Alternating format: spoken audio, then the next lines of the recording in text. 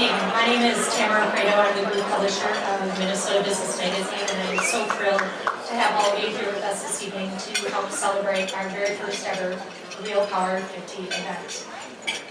As you can see, it is a sold-out crowd.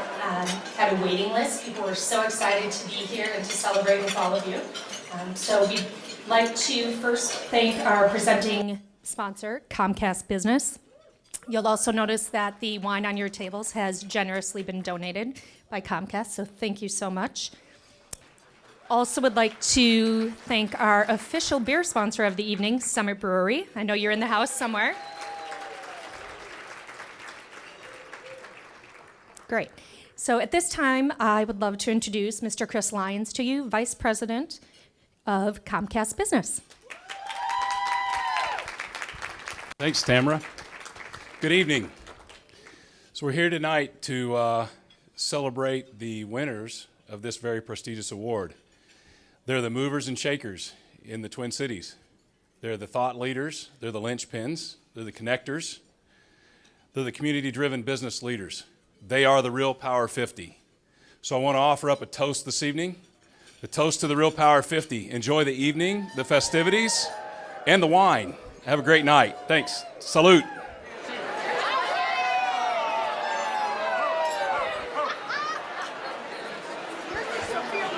So at this point, what I would love to do is introduce you to a dear friend, our MC for the evening, and that is Mr. John Cosgrove.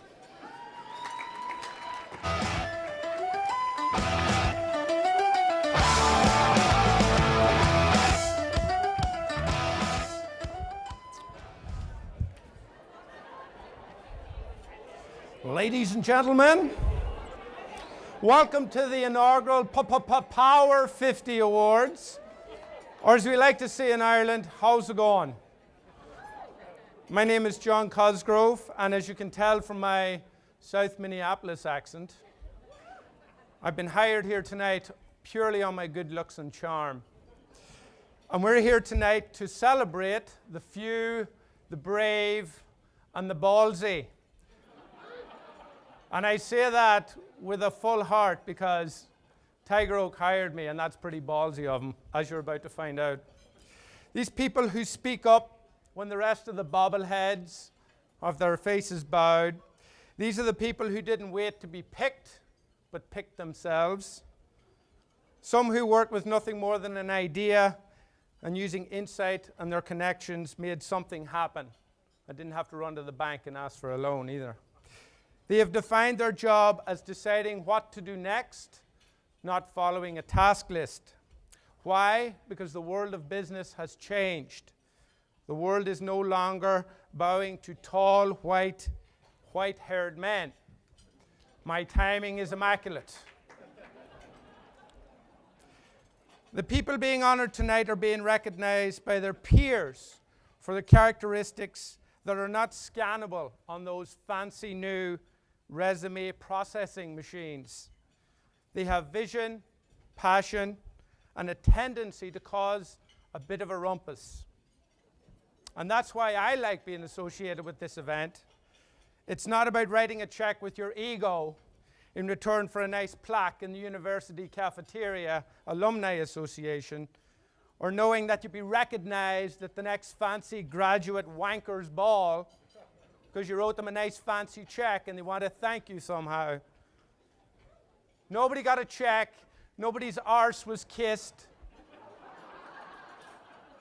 These people got these awards purely on merit because they put their neck out, so we're here to celebrate them.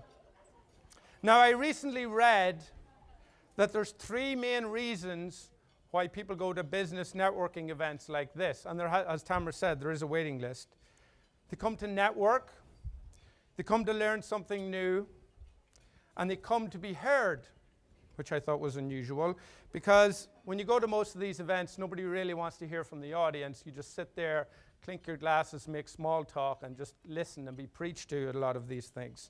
We're going to have panelists up here in a little bit after dinner, and you can send your questions. You can start thinking about that now. These are 3 people chosen from the Power 50. There's also a little poll on there, and that's what I want you to go to now. There's a little poll. the poll, quick poll button. If you click on that, I want you to put in one word that would best describe your attitude or your outlook in the year ahead in business. mnpower50.com. Click on the quick poll button. Let's put up the word map and let's see what kind of words. Okay, so far we've got optimistic, positive, eager, exciting, bitcoins. That's an interesting one. All right, we're going to eat dinner now. We'll be back with the panelists in about 20 minutes. Thank you. So we had an opportunity to go out into the business community and chat with some of your peers, other players, and ask them what they thought made the Real Power 50. And this is what many of them had to say. Who are they? Who are the movers and shakers? Who knows how to get things done in the small and mid-sized business community? So take a look at what some of your peers had to say.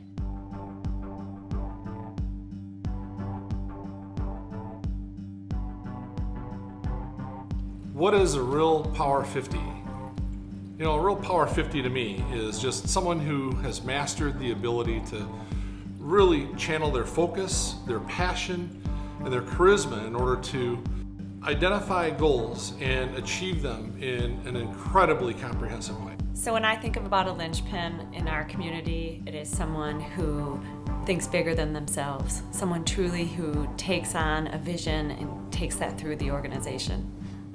A linchpin for me is just someone who's essential. Without them, you can't move forward. With them, you can do amazing things. Yeah, I think the linchpin is someone who's your go-to person. They're the person you call who's going to get all the problems solved, who never says no. They might not always say yes, but they might say, let me do it this way. Linchpins connect and then they hold together. Great organizations need linchpins, they need glue, they need to, if A and B are disconnected, we need somebody in the organization to reconnect and hold things together. These are truly the people that are making things happen versus watching or wondering what happens in our community. They are the people that others look to and should be learning from in terms of how they're driving the performance and achieving their goals. Somebody that has the clarity and direction that other people just want to follow. Get things done, have a positive attitude, always make things happen. They want to improve the way people live, work, and play with their products and services in the community, outside the community. I think they're usually people that give back. They've learned that if you give back to the community, it's not only the right thing to do, to be generous and to be charitable, but most linchpins, I think, realize it comes back to them. I think a linchpin is the heart and soul of an organization. They're the open door person who everyone in your company goes to ask questions and solve problems. And if they don't know the answer to the problem, they know who to ask. They'll drive it forward. Often as entrepreneurs, we don't have time, and it's just nice if you give it to them, you know it's done right, and it's done well every time. When you know you have a linchpin on your team, these are the people that thrive on a challenge. They wake up every day looking for new perspective, looking for new ways of doing business. They make things happen. People who are really energized, people who are engaged, people who attract other people to follow, to really know that their passion is what is important for the community, what is important for the team, what is important for the company. I think they build trust very quickly in ways they probably don't even understand how they do it, but they do. Many of these Real Power 50 players are people who have created great cultures for people to work in. So they're just fantastic people, fantastic employers. They make the Minneapolis community a phenomenal place to be. So now what we're going to do is we're going to invite three panelists to the stage. And I'll remind you, mnpower50.com. You can submit your questions. Or maybe when I tell you who the panelists are, it might invigorate you to submit some more questions. From Padilla, Spear and Beardsley, we have Lynn Casey.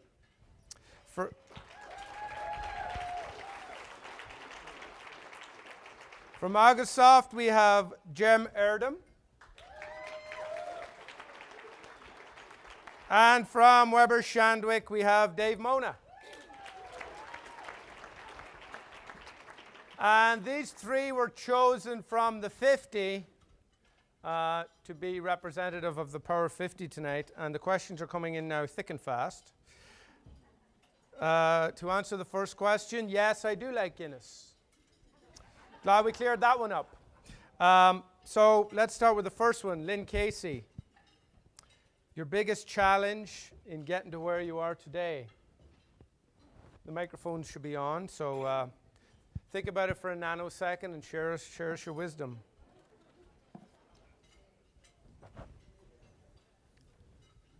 So how many in this audience have read Leaned In, or at least read enough about Leaned In to be conversant with this? So I think I did read the book, and I saw myself in the book a lot, meaning that I knew I wanted a career. I had no idea that I wanted to be a leader, but that just sort of came naturally. But I was a DES daughter, and if anybody's over the age of about 60, moms in the 1950s who were miscarrying were given a drug to stop the miscarriage. It was the miracle drug of the time. What they didn't realize was that that drug affected the females who were then born at full term to the mothers in a way that would disallow them from having children. So when I was in 7th grade, I was told that I was never going to have kids. And that was a really tough one. So I lived with that forever. And when it came time for me to find the right guy, I went to the doc, and he said, well, you kind of look fine to me. And so we went to work on a family. And my firstborn was 28 weeks in 1988 before surfactant, which was the miracle drugs that keep kids alive at 24 weeks. And my second one, I went to the hospital at 19 weeks and didn't stop contracting on drugs until she was born at full term. But during all of that, I had to question what my priorities were. And I will tell you, every day I am challenged to weigh those priorities of family and of health and of business. And getting where I guess I am today is the result of really being completely honest, leaning in when I think I should, but also hanging back when I also think I should, because for all of you who are out there, men and women who are dealing with any of these issues, self-knowledge is a wonderful thing. Wow.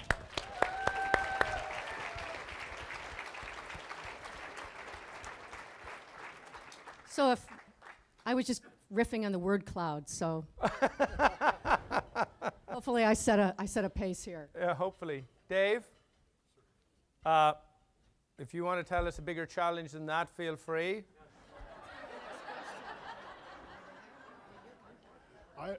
I was told at an early age I'd never have kids. Turned out to be true. I will answer that, but first of all, I want to thank our presenting company for this wonderful 5-pound thing that we're wearing. We have 29 people at our house tonight for a fundraiser. When I left, my wife was certain that I was going out to watch the NFL draft. And I didn't know how I was going to disprove it. I now have this marvelous thing to show. In answer to the question, and I think my moment probably came on a Friday afternoon. When you're going to get fired, it always happens on Friday afternoon. I was working for the Toro Company. I thought I would grow old and work there into retirement age, and then it didn't snow anywhere in North America for 2 straight years.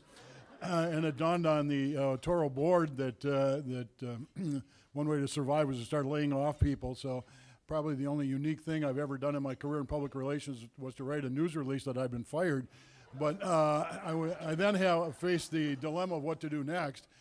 We have traced our ancestry back through Norway to about 500 years and found no hint whatsoever of entrepreneurism. I came from a family of school teachers, and on that Friday afternoon, having written the news release and gone home, we talked about what I would do, and I said, well, I'm thinking about starting a business. And So my wife, who had just quit her job because we had 2 preschool-age kids, said, well, that sounds like a good idea. And I went to something put on by a group called SCORE, the Service Corps of Retired Executives, called Getting Into Business. This story's so old, it was pre-PowerPoint. And the first presenter had a stack of 3M overheads about this high. And the first overhead was the failure rate of new businesses. It said 80% of new businesses will fail in the first year, and 90% will be gone within 2 years. And I remember, this is also pre-cell phone, I remember at the break calling my wife on one of the pay phones, and she said, how's it going? I said, there's an outside chance this thing isn't going to work. So I guess I've always had a pervasive sense of optimism that served me very well. Awesome.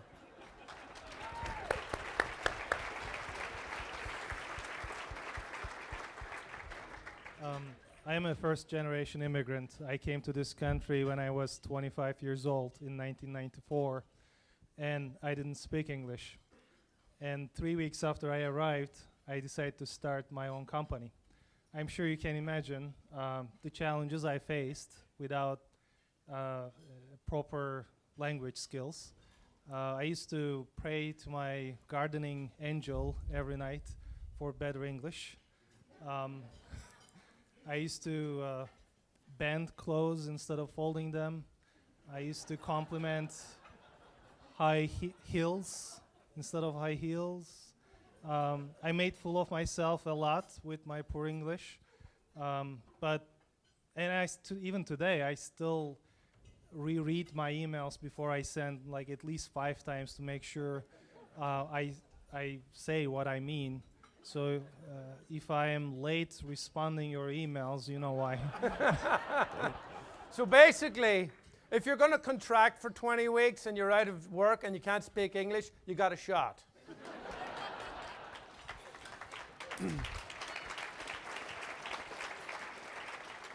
Okay, we got an interesting question here because, you know, it used to be trendy to talk about life-work balance, and now they don't bother talking about it anymore. But if you had a hobby, how would you weave it into your business or your work life? Let's start with you, Jem. I love motorcycle trips, and we sell software to colleges and universities. So this summer, one of my plans is to do a motorcycle trip on the West Coast and visit all my customers. So that's how I'm doing that. Oh, very good. Excellent. Go ahead, Lynn. So I have a couple. One is very integrated into life because I love to cook and people love to eat and have to eat. The second one isn't quite so easy to integrate being here in northern Minnesota, but I've been a scuba diver for about 30 years. And so, surreptitiously at spring breaks, we, when the kids were little, we went skiing, and then when they were of scuba diving certification age, which is now 10, we took them down to warmer water. So I was able to kind of combine the family vacations with my hobby. And now it's everybody's hobby, so that Excellent. works out.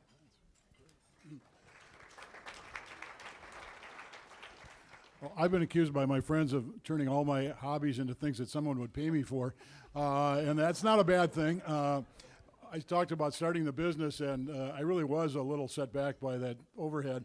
And so on about the second week in which I started the business, I thought I need a back door if this doesn't work. So I called some friends at WCCO Radio and asked if they had anything. And they said no, but come on down and do an audition. And I did an audition, and about 2 weeks after that, they had a little opening on a show on Sunday morning called The Sports Huddle. And they said, do you ever listen to that show? And I said, yeah, I listen to it every week. It was featured Sid Hartman and Chuck Lilligren. And they said, well, do you think you could do that show? And I got excited because I thought Sid was leaving. But,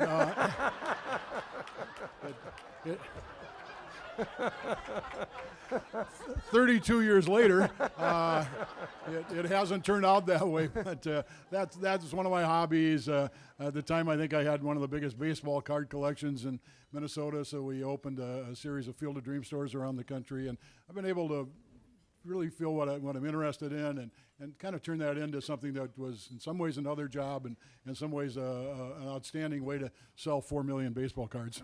Well, you know, what's interesting is someone just sent up a question, if you prefer PR or the sports, and you've actually just went and answered that, so that's great. Now, one of the great things about the current business climate is somebody like me who, like you, Jem, struggles with English in a different sort of way. Which words are appropriate? Can you say arse in this scenario? Yeah, we'll try. Arse is good. We're obviously in a new way of doing business. People like, I had a meeting the other day with a C-level executive. He didn't ask for my resume. He was more interested in the technology and did it work. And so there's more of an embracing now of innovation. And we're not allowed to say Minnesota is the new Midwest Silicon Valley, because we can just be Minnesota all on our own. We don't need to be named something after something else, right? So what are you guys seeing in terms of trends and innovation? And obviously, Jem, you're in the software business, so you're hopefully seeing a lot of innovation. And how is that helping you or swaying you as you look to the future? I was very busy building my company for the past 19 years, and it's doing well now. And the past 2-3 years, I decided to give back to the community. I started Minnesota's first tech accelerator program 2 years ago called Project Skyway. And until that point, I was too busy building my company. I wasn't really involved in the community. And I realized when I started getting involved and meeting people, there's a vibrant tech community here, but we don't really get together that much. And we don't really have a lot of serendipitous moments that happens in the Valley. But there's a new trend, there's a new place we call Brain Exchange in downtown. Used to be old Grain Exchange. Yep. And hands up, who's a member? Coco? Coco. Yep. Yes, fantastic. And Mayor has been a great help to get that started. And the past year and a half, there is a tech community getting together there now. We have a lot of events. And beer. There's beer. Yeah, beer, definitely. It And goes hand in snacks, hand. too. Yeah, but I see a lot of activity now, and I feel good about So it. collaboration is the new innovation. Yeah. Do you guys, any thoughts on innovation and what you're seeing? Obviously not in that sort of collaborative space, more still in the what we would call the corporate space. Well, one of the great gifts that we have, actually I think it maybe goes both ways in this community, is that we've got 20 Fortune 500 companies. And from those companies also emerge startups and spin-offs, people who don't get the top job go and do something else, and hopefully they still do it here. And by that time, they're pretty tethered to the community, so they do.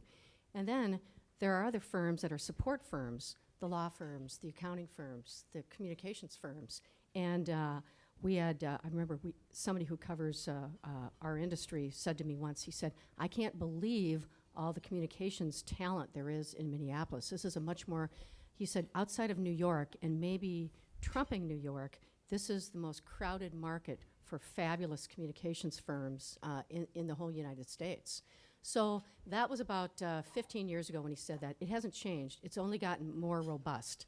But now with the internet and everything going digital, all of these firms that weren't quite into the technology thing, unless you were, in our business, a technology boutique, all of a sudden, this becomes our core way of helping our clients communicate with the people who are important to them.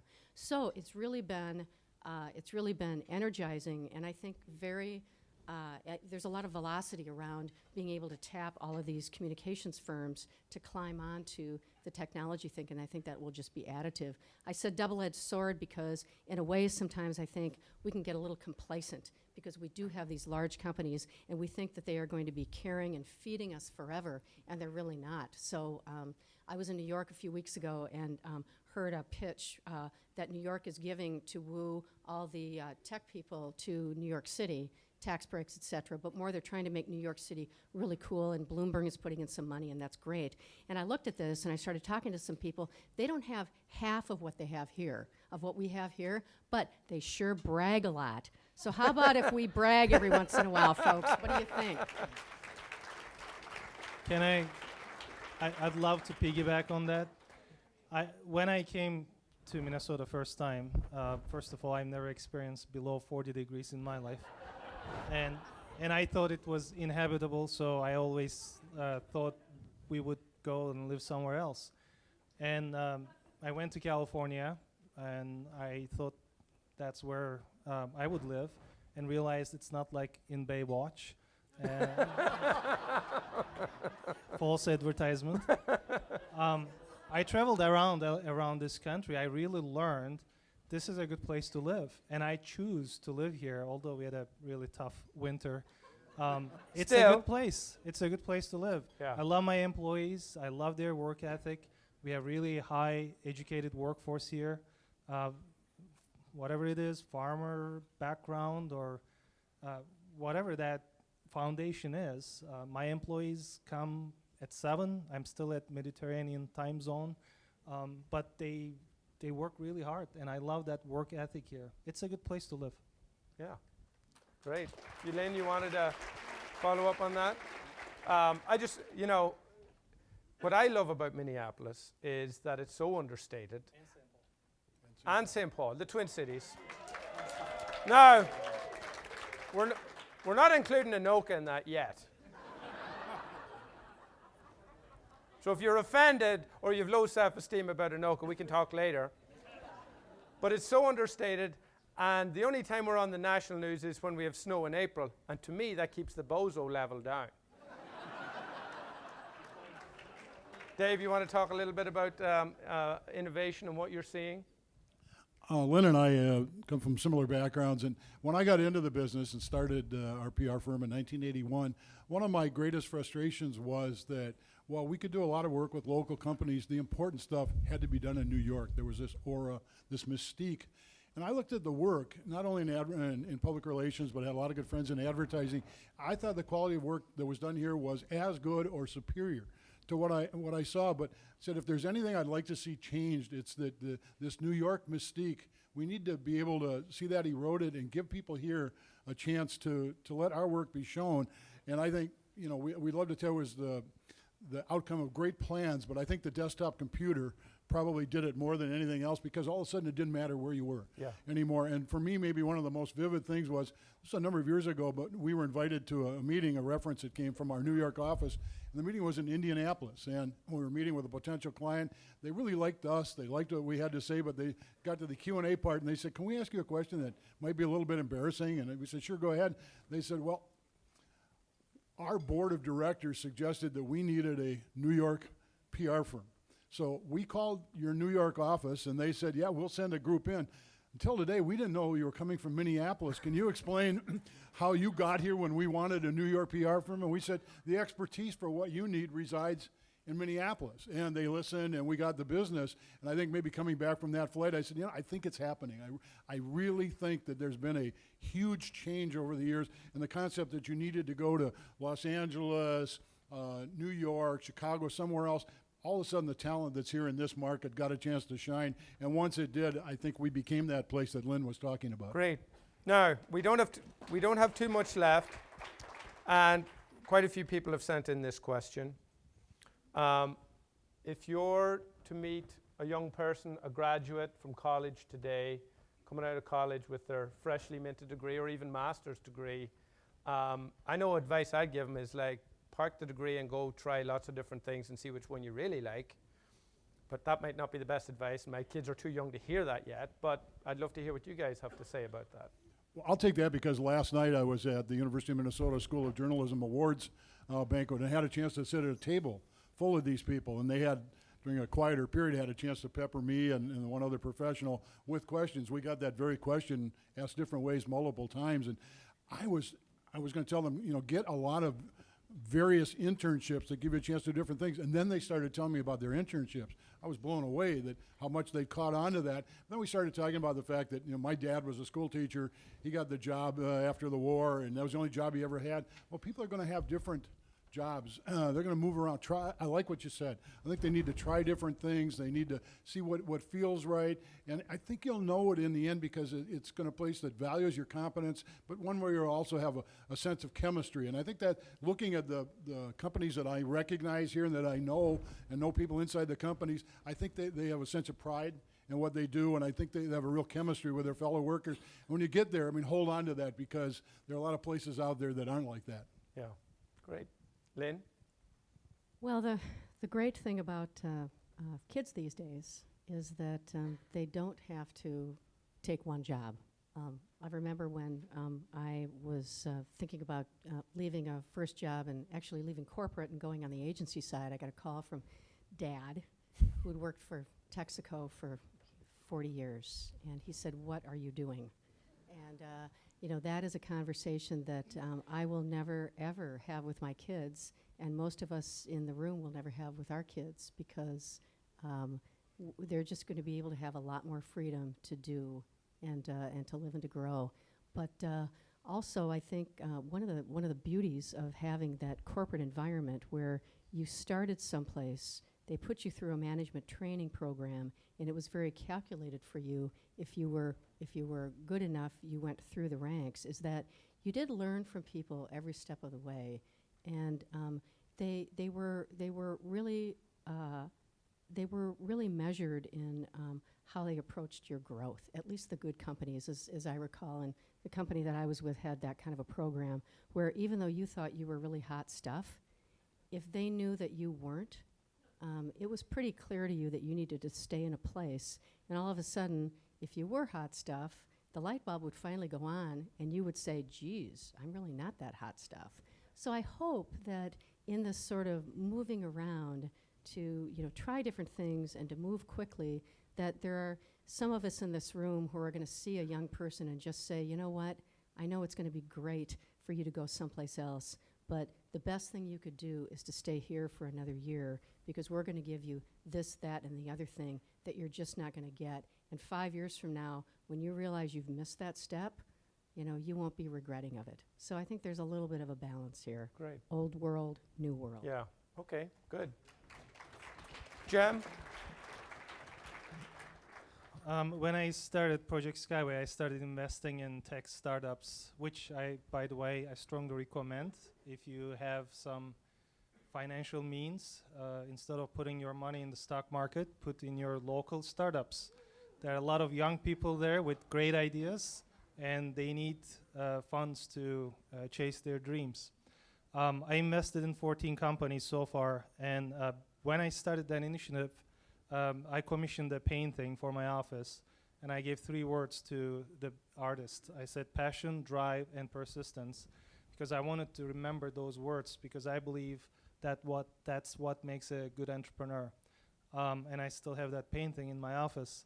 I think passion, you have to be passionate to be an entrepreneur, and you have to have that drive, whether you are trying to prove yourself to your dad or ex-girlfriend, whatever it is. Mine was, I came here with 2 bags and $14,000 cash hidden in my underwear. I didn't have a choice. I had to succeed because I was in the land of opportunity and I didn't want to go back. I had to succeed. So that was my drive. The persistence is the hard to tell when I'm investing in these young entrepreneurs because they don't really have history that you can look. And it's hard to tell, but I think it's key.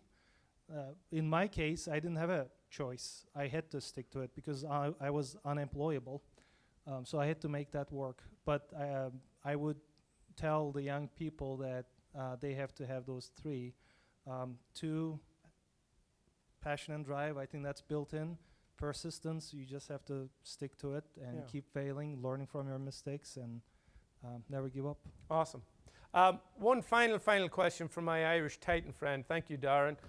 Simply, Superman or Batman? Superman. Robin?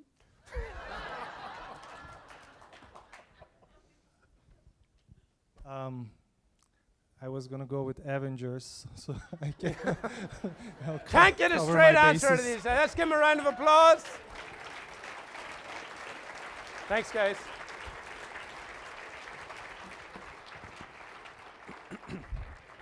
I'm still thinking about the $14,000 tucked into his underwear. I'm sure some other people are thinking about that too. It was a good investment. All right. Thank you, Jem, Lynn, and Dave. Now, at this time, we'd like to recognize, well, the whole reason we're here, the real Power 50. All Power 50, stand up, please.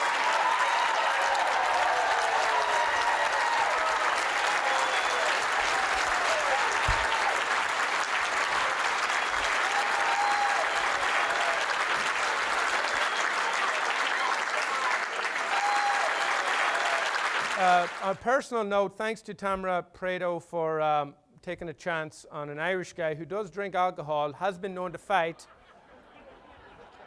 and depending on the quality of the whiskey, could sing. None of those things are happening tonight. Sorry. It's early yet. Is there an Irish pub in Edina? Not yet. Is Kieran Folliard somewhere around? He needs to open an Irish pub in Edina.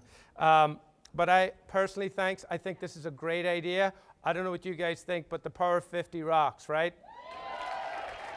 Well done.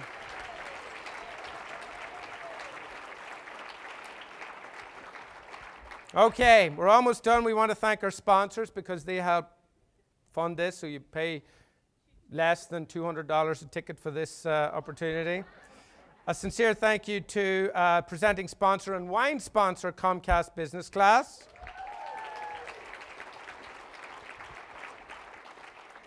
Good PR, Comcast sponsoring the booze. Good call. Well done.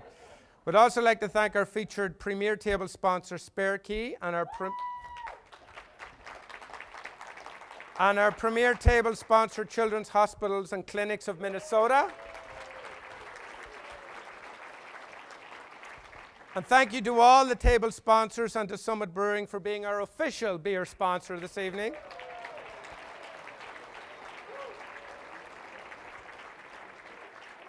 I just want to side note, know for certain that one of the master brewers is from County Kildare, not known for much else except for being a bogland, but thankfully found talent over here for making great beer. Well done, Summit, for finding a job with him. Do not leave without picking up your copy of the May issue of Minnesota Business Magazine featuring tonight's award winners. The issue hasn't even hit the newsstands yet. Dessert is available in the pre-function area. Continue to network. There's somebody over there, hasn't met somebody over there. Enjoy each other's company. We'll begin the nomination process in fall 2013. Let's have one more round of applause for our real Power 50. Thank you.